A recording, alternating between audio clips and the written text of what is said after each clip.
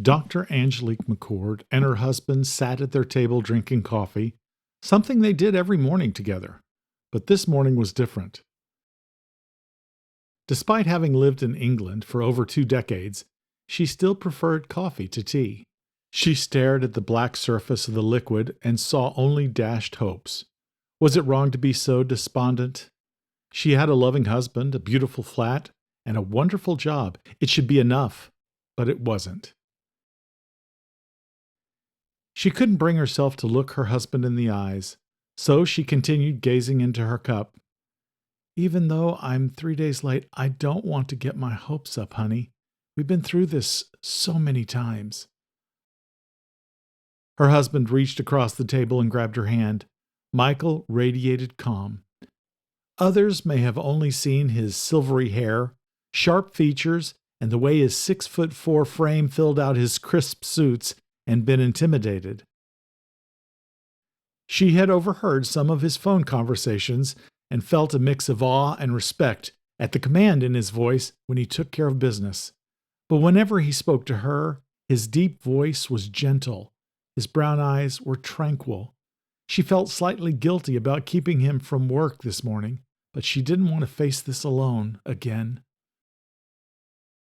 I know we both would like to have a baby, but I couldn't be happier with our life more than I am now, he said. Being married to you has been the best thing that ever happened to me. For me, too. She would forever be grateful to whatever had brought him to her, be it gods or chance. He was her champion and always knew just the right thing to say. It's been more than 5 minutes. Shall we go see what the results are? He kissed her, and they walked into the loo together. The pregnancy test showed negative, completely deflating her. Damn, just late again. She stared at herself in the mirror, trying to will away the defeated reflection that met her gaze. Her skin was still smooth and wrinkle-free. She remembered what her mother looked like at this age, right before she died, with crow's feet and laugh lines marking her time in the world. Of course, Angelique had different genes, being adopted, but she knew her appearance was unusual without some cosmetic work being done. She looked much younger than Michael, even though he was only a year older. She would have chalked it up to the stress he faced at his job, but hers wasn't cushy either. College department politics could be more vicious than the real thing, and she had to be tough to hold her own against the older men who treated her as if she was still a doctoral student in her 20s. She grabbed a brush and took a few swipes through her long, dark hair. Her mother had always brushed her hair when she was stressed, and the simple ritual never failed to calm her down. She'd been through so many tears over the years. She didn't look older, but she knew she was running out of time. She felt the weight of each late period, each breathless second before the test results, each disappointed call that followed. She knew Michael would be a great father, and although her career fulfilled her, she wanted to share the love they had with the child. They baffled the doctors. Her husband's sperm count was perfect. Her body checked out just fine as well. There was absolutely no medical reason why they couldn't conceive. They even took the fertility drugs, but never achieved the desired results. Trying every method possible, the outcome always remained the same. No baby. He put his arms around her. Like I said, Angel, I couldn't be happier. Maybe it's time for us to get serious about adopting a baby. The Williams agency seemed like the best of the lot to me. If you're serious, sweetheart, I'll call them when I get to the office and see if we can set up an appointment this week. She nodded. Speaking of work, shouldn't you be on your way already? The ambassador is on a flight to D.C. to meet with the president. So it's a cat's away the mice will play kind of day? He grinned. How about I call in sick and you and I play together? Twirling her around, he took her breath away. Then he pulled her in close. What do you say? Shall I take the day off? It's a wonderful offer, honey. She pointed to the stack of her students' essays she needed to grade. But I have so much to do. You know how anxious my freshers can get. The good news is that tomorrow I'm done with Kelsey's exhibition. So Dr. Vickers' mummy show is over tonight?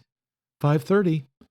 Her friend, Dr. Kelsey Vickers, who worked at the British Museum, had asked for her help with the recent Egyptian headless mummy exhibition. I don't have to go tonight, but I do tomorrow. I promised to drop by to help Kelsey with some paperwork. You're a good friend to her, Angelique.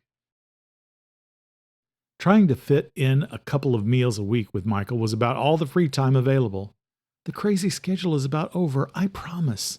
No more teaching night classes? She kissed him. Maybe. Who knows? The university is lucky to have you, sweetheart. And the embassy is lucky to have you. He ran his hands through her hair. You're not the only one of us who has a crazy schedule. I'm sorry about that. Mine is starting to slow down for a while. I'd love for us to take a trip to Mykonos again. I know it's last minute, but would you like to go over the winter holiday? That sounds wonderful. You better go. He kissed her again. I love you. I love you too. Now scoot. Grabbing his coat, he walked out the door. She took another sip of coffee and felt the ticks of her biological clock with every beat of her heart. I'm over 40 now. Putting away my fantasies is long overdue. God, I need to get my mind off this. She grabbed an apple from the fruit basket. Slicing it up, she accidentally cut her finger. Ouch! Her blood dripped into the sink.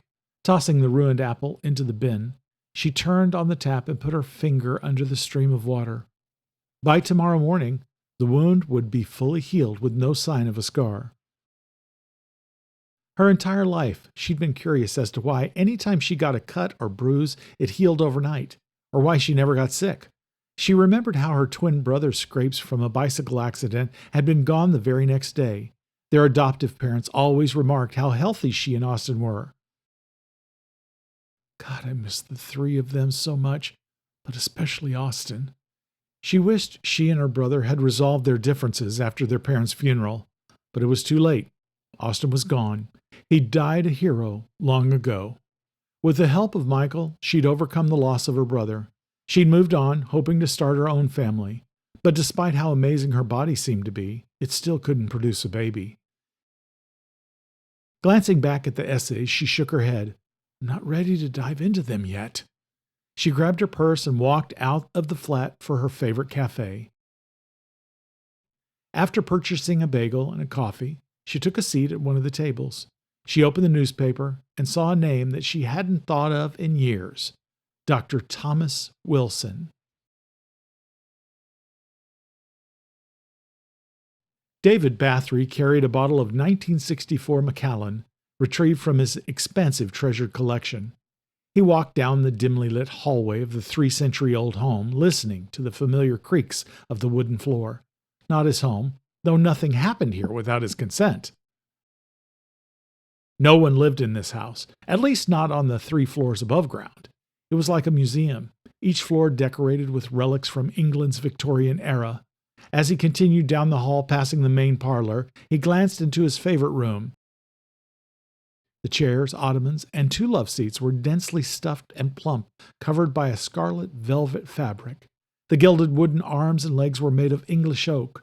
The rooms in the house were filled from wall to wall with ornamentations of ceramics, glass, lamps, tapestries, and more, all in various shades of red, gold, and blue. David always felt at ease with the Victorian aesthetic more than any other. A sparsely filled room had been considered to be in bad taste in that former age. He'd been collecting the furnishings the very day he'd been handed the keys to the home. Every piece was painstakingly placed after hours and hours of thought. It must be perfect. He would never settle for less. Most might find his obsession odd, given no one ever saw the riches of this home but him and his trusted servant. But he didn't care what others thought. Never had, never would. His treasures contained here were valued in the millions, and that didn't even take into account the paintings and other artwork in the building.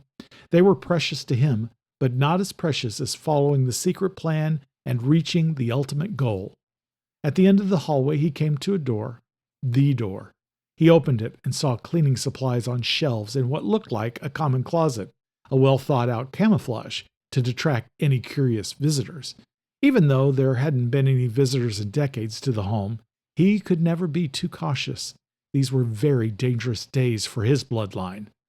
As he had done countless times for the past 2 decades, he entered the space, closing the door behind him. He allowed his eyes to adjust to the dim light that came in through the bottom of the door. Removing the middle shelf, which contained only a couple of items, he gently placed it and the bottle he had brought on the floor. He ran his fingers over the wooden wall where the shelf had been until he found the slight indentation. Pressing on it, he heard the familiar click. 19th century technology at its best. He spun around 180 degrees facing the closed door. To the left of the top hinge, the flap of the small compartment was open. The compartment, just big enough for one hand, housed the lever. He reached in and turned the metal as quietly as possible.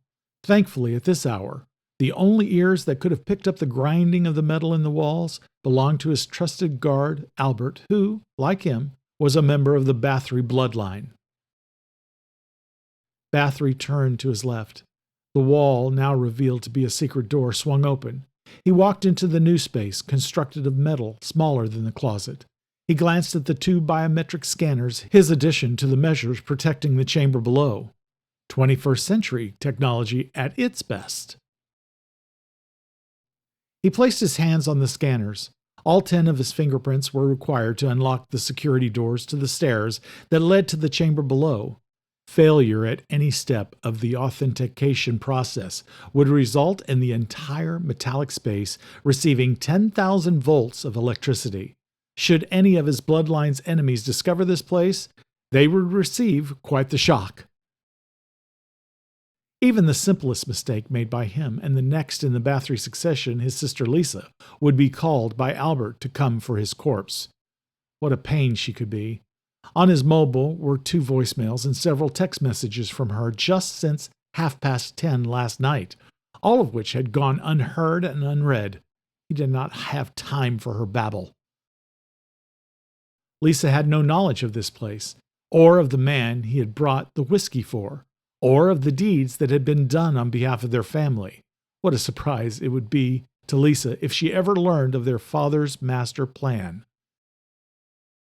Bathry could not imagine her leading their bloodline, so let her continue with the hosting of parties and traveling the world. It suited her. Meanwhile, he would work to elevate their family to its rightful status. As always, he proceeded cautiously.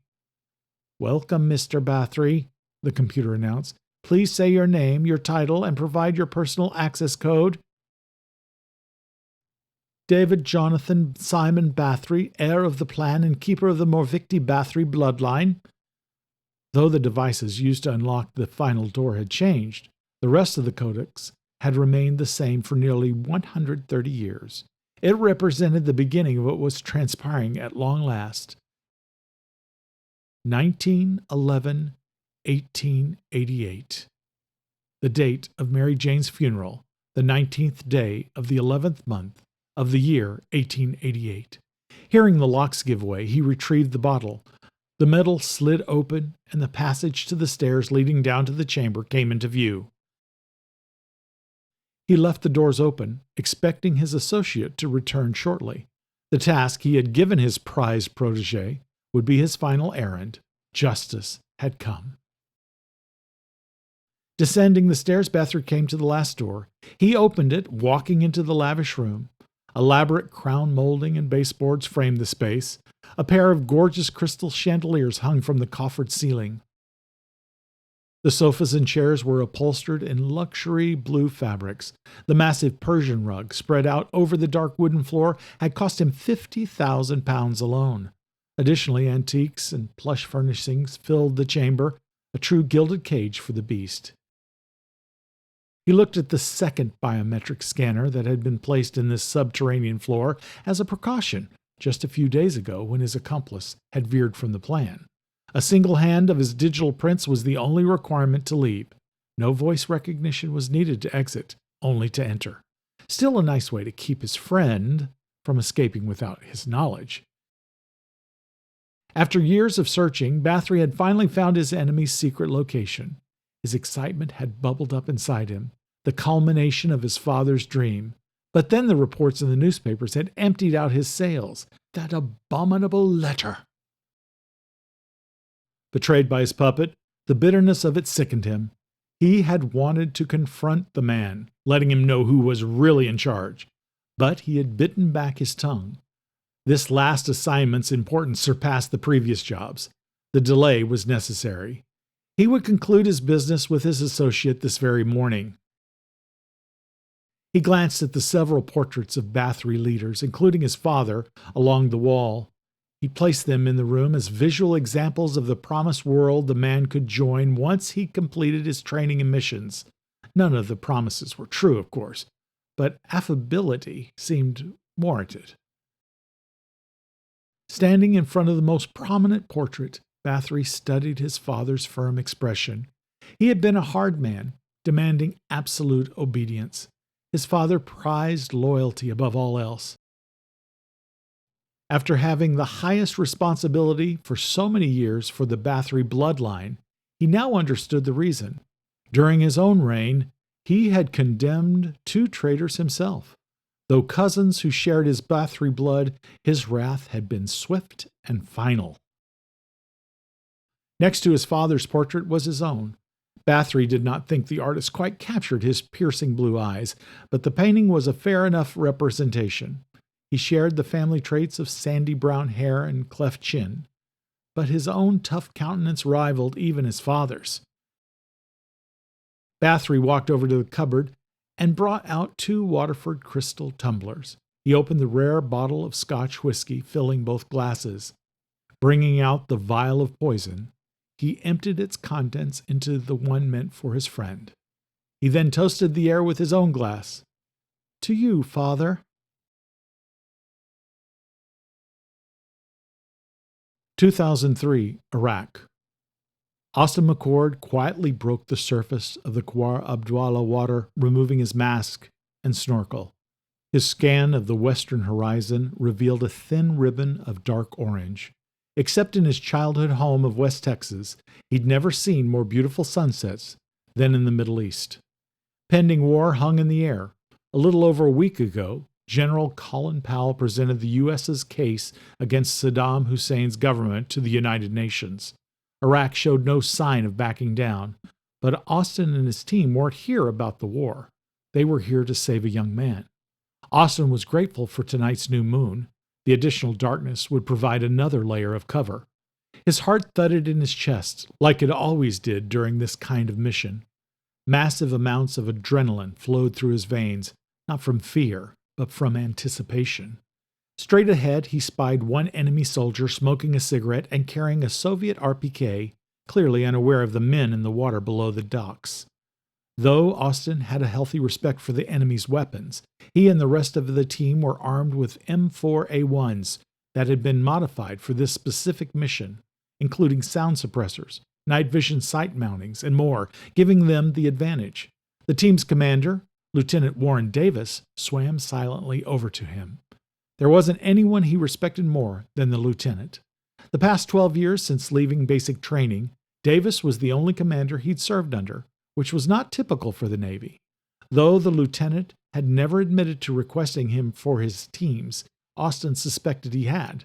He knew Davis would protect his back and always lend an ear.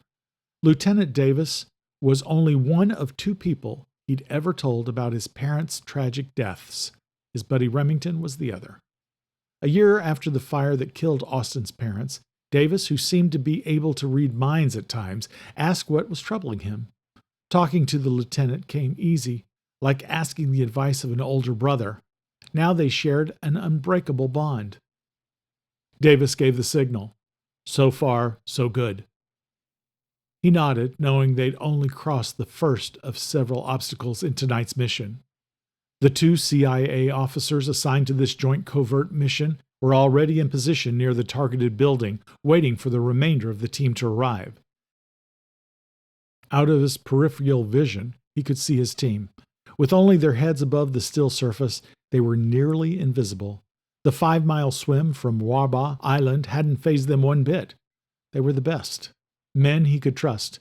Men he could always rely on. Men he knew would sacrifice their lives if necessary in the line of duty. They were Navy SEALs. Just 24 hours earlier, Hussein's operatives had crossed the border, captured a senator's nephew, and scurried back into Iraq.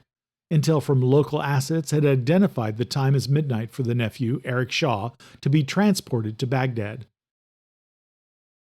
Davis pointed to the soldier on the dock and made a motion like he was taking a last drag on an invisible cigarette before tossing it away, as if to relay the fact that the enemy was just about done with his smoke break.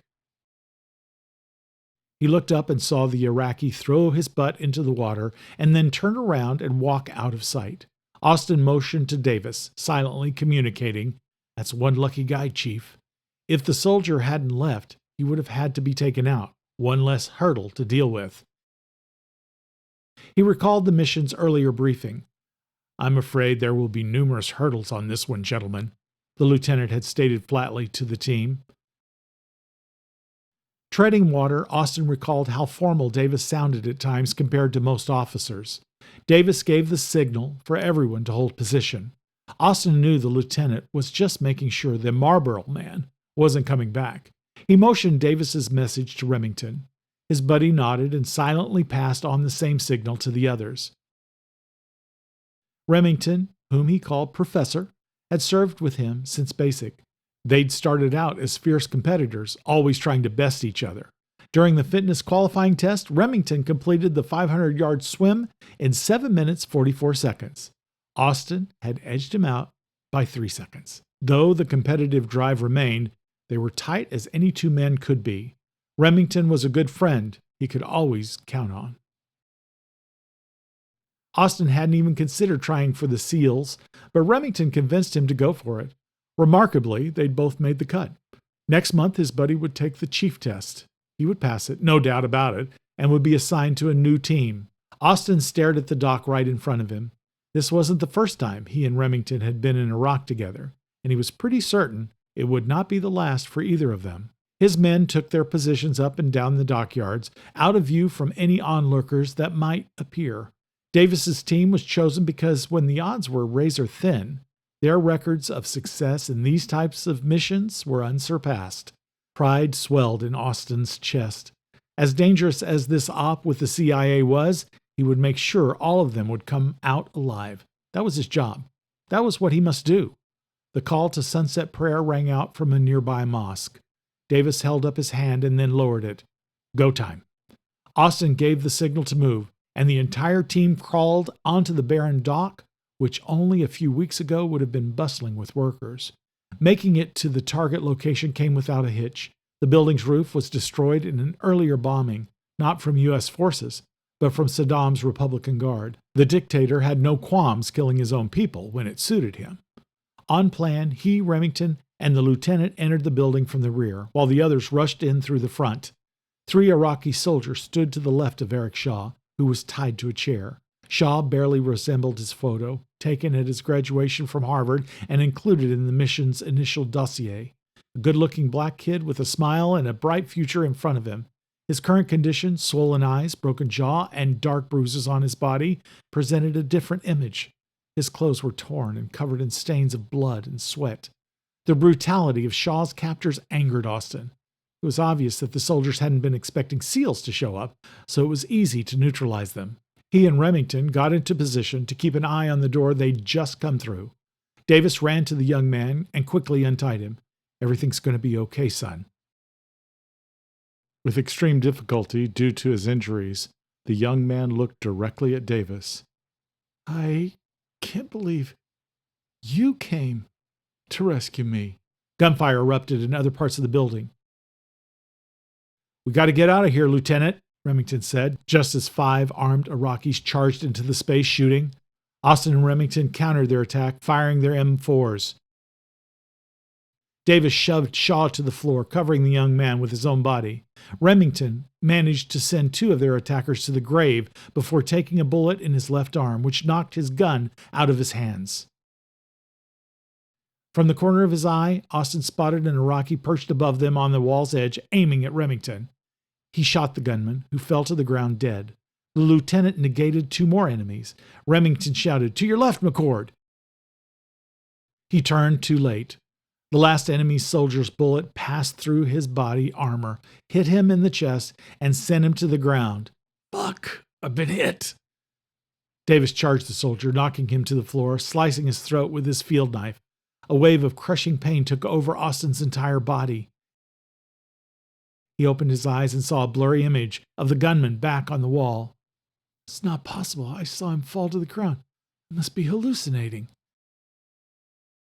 The other members of his team rushed into the room. He glanced back at the wall. No second sniper. I was hallucinating. Davis and Remington leaned over him. Get over here, Nelson, Remington yelled to the medic on the team. Jones, get Shaw out, the lieutenant ordered. Hang on, McCord. I'll do my best, sir. He coughed and tasted blood. Not going to make it. Angelique, I'm leaving her for good. Professor? Remington leaned closer. I'm here, buddy. My sister. More blood filled his mouth. Tell her. His heart seized in his chest and he closed his eyes. From somewhere far away, he heard Nelson say, He's gone. Then everything went silent and turned black.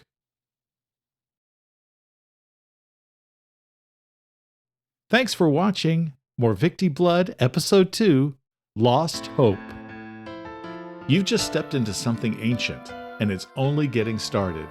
New episodes drop every Monday and Friday, but if you want more now, the full 8-part prequel, Morvicti Execution, is already live.